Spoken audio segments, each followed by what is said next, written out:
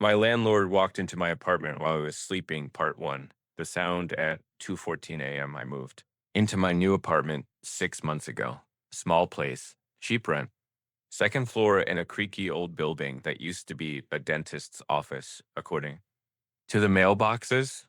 One bedroom, mismatched flooring, and a smell of old wood and bleach that never quite fades.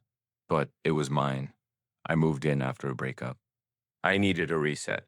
I wanted privacy, distance, quiet. What I didn't expect was to wake up in that apartment one night and realize someone was inside. And not just someone. My landlord. Let me back up. His name is Greg, mid 50s, always in cargo shorts, that energy of a guy who acts helpful but somehow always makes you uncomfortable. When I moved in, he gave me a weird handshake, that two-handed type that holds on just a second too long, and said, "If you ever need anything, and I mean anything, you just call." At first, I thought it was just awkward small town friendliness. I'd lived in cities before. Maybe I wasn't used to people being involved. But something about him never sat right. He'd show up unannounced, just checking on the plumbing. He once knocked at 8:30 p.m. on a Sunday because someone reported the porch light was flickering. I never saw another tenant. He claimed there were four other units, but the parking lot was always empty. When I asked about the neighbors, he said they keep to themselves, just like you, right? Still, the rent was low. I worked from home, and after the breakup, I didn't have the energy to move again, so I stayed until one night in late November. 2:14. A dot and dot, I woke up to a click. Not a dream. Not a noise from the street. A click, like a door unlocking. Then the unmistakable sound of a door opening slowly. I froze. I sleep with my bedroom door closed and locked. It's a habit I've had since childhood. But now I was wide awake, heart racing, ears straining in the dark. Footsteps. Slow. Creaking. Floorboards I knew by heart. The one that always squeaked outside the bathroom. Then the one near the hallway heater. Whoever it was, they weren't rushing. They were walking like they belonged there. I sat up, silent, reached for my phone. No message. No missed calls. Then I did something I didn't even think about. I hit record. I opened my voice memos and started recording. Then I slid off the bed, slowly, and pressed my ear to the door. I could hear breathing, not mine. Shallow, close then a voice. Thought she'd be out. Male, low, whispered. My blood turned cold. I stepped back. Then the doorknob turned. My heart stopped. But it was locked. I didn't breathe. The knob jiggled once. Then let go. Then footsteps again, slowly retreating. The door to the apartment opened, then closed. Softly. Silenced. I waited 10 minutes before moving. Then I called 911. The cops came quickly. They searched the place. Said the door wasn't damaged. No signs of forced entry. I told them I always lock it. They asked if I could have forgotten. I said no. I'm meticulous about it. Double lock. Every night. It's muscle memory. They didn't believe me. But they filed a report. One officer asked, "Do you have any reason to believe someone would want to scare you?" I almost said no. Then I remembered Greg and the way he always had a spare key. Just in case. I called him the next morning. Told him someone was in the unit. He sounded too casual. That's weird. Are you sure you didn't dream it? I told him I had an audio recording. He paused. Well, maybe a repair guy came by. I'll check with maintenance. There's no maintenance team. He is the maintenance team.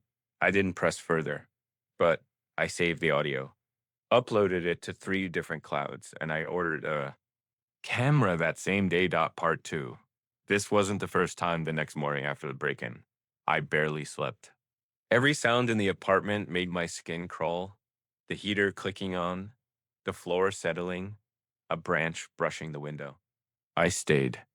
In bed with the blinds shut and my phone clutched in one hand, I kept replaying the recording I took. But footsteps, a whisper, and that voice. Thought she'd be out. It echoed in my ears even when it wasn't playing. I didn't tell my family, didn't call a friend. Because part of me still thought, what if this sounds crazy? But another part of me, a louder part, said, trust your instincts. Someone was in your apartment, and I knew exactly who I suspected. The camera I ordered arrived the next day. It was small, wireless, motion activated. I set it up in the living room facing the entry door and hallway. I even placed a second one hidden near the smoke detector in the corner of the ceiling. That night, I didn't sleep. I stayed on the couch with a kitchen knife under the cushion and a baseball bat by the door. Nothing happened. The next night, same routine. No movement dot by the fourth day. I thought maybe it was over. Maybe they knew I'd called the cops. Maybe it was enough to scare them off. But on the fifth night, I got a motion alert at 3:03 that my heart jumped. I tapped the notification and watched the live feed. No one. But the front door, the lock was jiggling softly, deliberately. Then nothing. No one entered. But someone was outside, someone who had a key or was testing one. The next morning, I checked the camera log. What I had noticed during the live feed, the entry door never opened. But 5 minutes later, the hallway light turned on by itself, then off, which meant whoever was there never came through the front. That left one terrifying possibility. There's another way in. I started searching closets, baseboards, attic panel, pipes under the sink. And then in the hallway closet behind some old painting supplies, I noticed something I had never questioned before, a square outline in the wall, subtle, painted over, but clearly a panel. I tapped it. Hollow, I pulled it. Open. Behind it was a crawl space, dusty, dark, narrow dot it ran behind the wall, toward what should have been the other unit's dot. But remember, I never saw another tenant. No lights, no footsteps. No one in the parking lot. I reached inside and found a shoe print in the dust. Recent. Someone had used this. Recently, I backed away and closed the panel. Heart pounding. Skin ice cold. This wasn't just a landlord checking pipes. This was someone moving through walls. Watching. Knowing I locked my doors and doing it anyway. I called the police again. I told them what I found. The panel, the crawl space, the motion alerts. The camera they sent someone out, a different officer this time. He took it more seriously. When I played the recording, he stiffened. Do you know who that voice belongs to? I said, I think it's my landlord. He asked if I had proof. Not yet. He looked at the crawl space and said, this isn't code. And it's not secured. We'll file a report. You may want to consider staying somewhere else for a few days. I didn't have anywhere else to go, and I didn't want to run. I wanted proof. So I waited. That night, I stayed awake again. Same setup, couch, cameras, lights off. At 2:57 a.m. The alert pinged. Motion in the hallway. I grabbed my phone and opened the feed, and I saw it. Greg. Clear as day. Cargo shorts, hoodie, gloves. He was inside the apartment, walking slowly, calmly. He didn't go through the front door. He stepped out of the hallway, closet, from the crawl space. He stood there for a second, looked around, then walked past the camera toward my bedroom door. I didn't move, didn't breathe, because he thought I was asleep, and I needed this on record. He tested the doorknob. Lock. Then he leaned his ear against it. Listen. Then, just like last time, he whispered, she's not moving. Then he turned around, walked back down the hall, into the closet, and vanished behind the panel. I waited a full minute before I moved. Then I sent the video to 3 people. Then the police. Then I left. I didn't even pack. I walked out in the same clothes I'd worn all day and drove to a 24-hour diner across town. I ordered coffee and sat in the corner booth with my back to the wall. I felt like I was shaking out of my skin because this wasn't a misunderstanding anymore. It wasn't paranoia. It was premeditated, repeated, deliberate. And it wasn't the first time he'd done it. Part 3. I wasn't the only one. I spent the rest of that night at the diner, wide awake. My phone buzzed constantly. First the police, then a detective who had been assigned the case after I submitted the second video. They told me to stay somewhere else, asked if I could come in the next day and give a formal statement. I said, yes. Then I called my sister, who lived 2 hours away, and asked if I could crash on her couch for a few nights. I didn't go back to the apartment, not even to grab clothes. I just drove straight out of town. I didn't feel safe on that street anymore, not in that building. And definitely not in anything Greg had keys to Dot at the police station the next day. They watched the footage I had in complete silence. One of the officers kept shaking his head. The detective, a woman named Ramirez, said, "That's your landlord entering your unit through a crawl space. He does this often?" I said, "I don't know. But this wasn't the first time." She asked, "Has he ever touched you? Threatened you?" "No," I said. "But he waits until I'm asleep. He doesn't come in to fix anything. He listens at the door. Whispers." Her face hardened. She said they'd open an investigation immediately into Greg personally and into the property itself. That last part caught my attention. "What do you mean, into the property?" She looked at me carefully. "We've had two other reports about that address. One was buried 5 years ago. The other came from a woman who left suddenly and didn't respond to follow up. I felt cold all over. What happened?" She didn't answer right away, then said, "Let's just say it fits the pattern."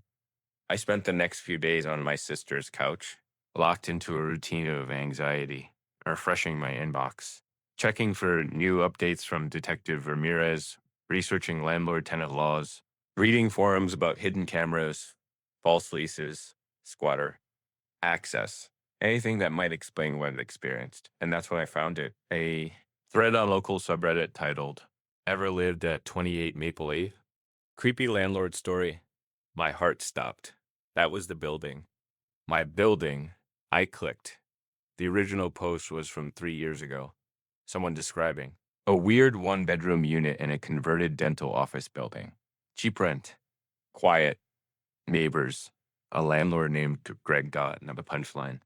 I kept waking up to find things slightly moved in my apartment. Drawers open. Lights I didn't leave on. I thought I was losing it until I left a piece of tape on the hallway closet and came home to find it removed. The post didn't go viral, maybe a few dozen comments, but one stood out. Same thing happened to me in Unit 2B. He said I was, imagine it, I moved out the next week. There were three others, all women, all tenants from the past 5 to 7 years. All described minor disturbances, feelings of being watched, odd maintenance visits, and one, a chilling detail. I once woke up and smelled his cologne in the hallway. I immediately sent the link to Ramirez. She called me 2 hours later. "We're issuing a warrant." 2 days later, I got the update. Police searched the building with the warrant. They opened every unit. Only two were occupied. Mine and one used as storage. Greg had been lying. The building wasn't full. It was empty. Just me. I was the only tenant. The crawl space. It connected all the units, like a thin, dusty tunnel behind every wall. Some with viewing holes cut into vents. Others with clear gaps behind electrical panels. Some had worn spots in the floor where knees had. Rested too often. It wasn't just access. It was surveillance. When they searched Greg's storage unit, they found a cot, blankets, food wrappers, a phone charger. He'd been sleeping there, even though he claimed to live 10 minutes away with his wife. He didn't have one. There was no wife. No second house. Greg had lived in the building the entire time. He was arrested that day, charged with unlawful entry, stalking, and multiple counts of violating tenant rights. Ramirez called me herself and said, "You did the right thing. Most people just move out. You documented everything." I didn't feel like a hero. I felt violated. Because here's the worst part. I'd made excuses for him when he touched my shoulder for too long. I thought he was awkward. When he showed up late at night. I thought it was just bad timing. When he entered my apartment that first night, I still gave him the benefit of the doubt. That's what scared me most. 2 weeks after the arrest, I came back to pack my things. A police officer escorted me. The place felt haunted. Not by ghosts. By memory. The air felt stale. The couch was cold. And the hallway where I'd stood holding a knife at 2 a.m. now looked harmless. But I knew better. Before I left, I opened the hallway closet one last time. The panel was gone. Removed as evidence. But I stared at the empty space, trying to grasp just how close he had always been. Watching, listening, waiting, part 4. What I found in the wall what I found in the wall after it. I thought I'd start sleeping again. I was in a new place, small but bright. 3rd floor, deadbolts, security cameras. A landlord who lived an hour away and never spoke unless I emailed him first. But the quiet didn't bring peace. It brought questions. I kept replaying the footage, the whisper. The moment Greg turned the knob with a gloved hand and listened for. Breath. He never touched me, never stole anything, never broke anything, but he kept coming back. Why? A week later, Detective Ramirez called. You might want to come down to the station. Why? We found something in the wall, behind the crawl space, between your unit and the storage room. Something in her voice made my stomach twist. I drove in silence. They showed it to me in an evidence bag. An old, beat-up black phone, dead battery, duct tape over the camera lens, and a piece of folded paper tucked inside the cracked case. I opened it with gloves. Like she told me to. It was a list. Handwritten. In Greg's messy, scratchy print. Dates, names, unit numbers. Mine was on there. So were 4 other women. Each name had a word next to it. Some said quiet. Others said unfriendly. Next to mine, it said sleeps late, closes door, possible risk. I felt nauseous. They let me look at the phone. After charging it, they'd found dozens of audio files. No video, just sound, labeled. By date, timestamps, Ramirez said. We think he was recording you. From the crawl space, possibly every night. I asked, was he doing anything else? She hesitated. Ben said, not that we know of, but we're still reviewing everything. I walked out of the station with my mind spinning. It wasn't just trespassing. It was routine, monitored, tracked. I wasn't a tenant to him. I was a subject. He had been watching me like an experiment, logging my habits, listening to me sleep. And the worst part, he'd done it to others. At least 4, maybe more. And they'd all left, just like I almost did. Weeks passed. Court hearings started. I didn't attend most of them. But I was told Greg's team tried to argue mental illness, temporary confusion, and even misunderstood tenant relationships. None of it worked. He was convicted, but only for what they could prove: unlawful entry, harassment, no prison time, just probation, a record, no contact orders. It wasn't enough. Not for what he did, but it was something. I started therapy. I helped. Little things got easier. Leaving the lights off, walking to the bathroom at night, not flinching when floorboards creaked. But then something happened that I can't explain. And honestly, I still don't know what it means. I was going through old boxes, stuff I'd packed in a rush when I found a journal I hadn't touched in months, mostly empty. Just a few scribbles. But inside, tucked in the back pocket, was a folded piece of paper I'd never seen before. White, clean, centered on the page, written in small, neat print. I never meant to scare you. I just like knowing you were real. No name, no date. Just that. I froze. Was it his? Had he left it? Slipped it into my things during one of the times he was in my space? Or worse, had it always been there? I called Ramirez. She said they hadn't found anything like that during evidence collection. It didn't match Greg's handwriting. It wasn't from the phone. No fingerprints. No traces. Maybe he wrote it long before and left it to scare you, she offered. But the clean paper? The centered text.